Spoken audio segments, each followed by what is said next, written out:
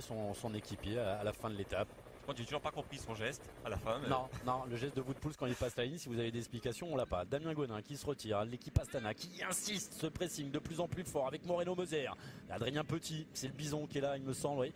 Adrien Petit pour l'équipe Direct Énergie. Où est Thomas Bouda? Est-ce qu'on aperçoit le casque si particulier de Thomas Bouda? L'équipe AG2R la mondiale est toujours là, on a remonté Clément Venturini. Allez, ce rond-point, 1 km de la ligne, ce sera le premier moment décisif.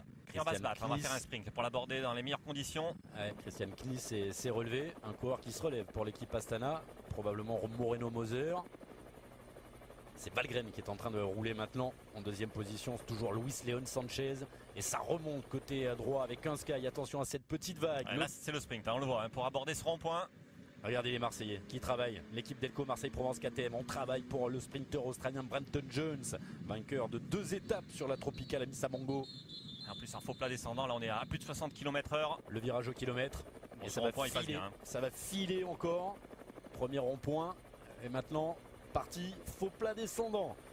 Pendant 500 mètres avant de prendre un grand virage gauche. Nous sommes à Herrera, le terme de cette 3e étape du Tour d'Andalousie. Ce sera un sprint aujourd'hui. Thomas Bouda a remporté le seul sprint pour le moment de cette 84e édition. Là ils sont déjà dans le dernier kilomètre, on le voit ce virage à gauche là qui sera à 500 mètres de la ligne. Ouais, il n'est pas très juste, hein, le petit indicateur en haut. Il est un petit peu en retard, il reste maximum 600 mètres de course maintenant. Allez, ce virage important, 500 mètres.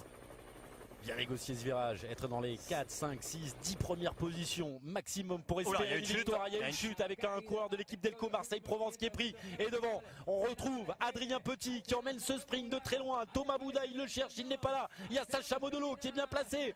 Sacha Modolo en deuxième position. Il attend pour jaillir Sacha Modolo.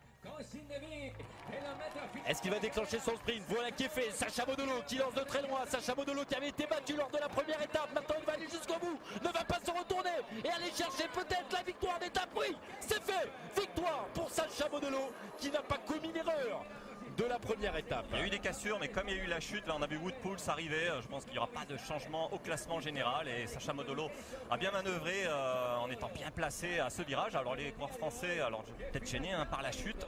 J'ai l'impression que Thomas Bouda n'est pas là parce qu'on voit un petit qui se retourne hein, quand il finit son effort, le bison du Nord. Et il cherche Thomas Bouda, mais Thomas Bouda n'est pas là.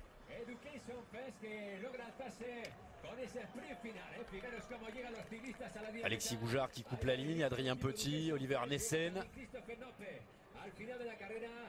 On va revoir hein, tout ce qui s'est passé, un sprint un petit peu houleux. Alors il y a déjà cette chute, elle intervient derrière. C'est un corps d'équipage Je crois que c'est Clément Venturini hein, qui a glissé, qui fauche au passage un coureur marseillais.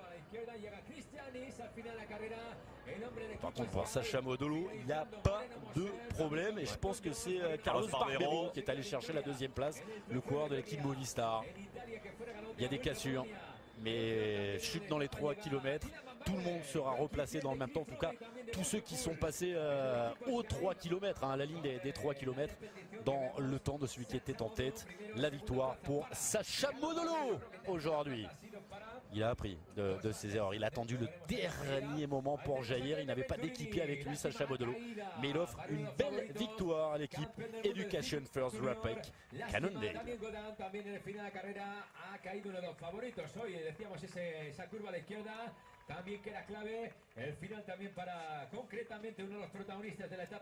Voici le classement avec Nelson Soto qui a une petite surprise, le sprinter colombien de l'équipe Cararual qui va chercher la 4e place.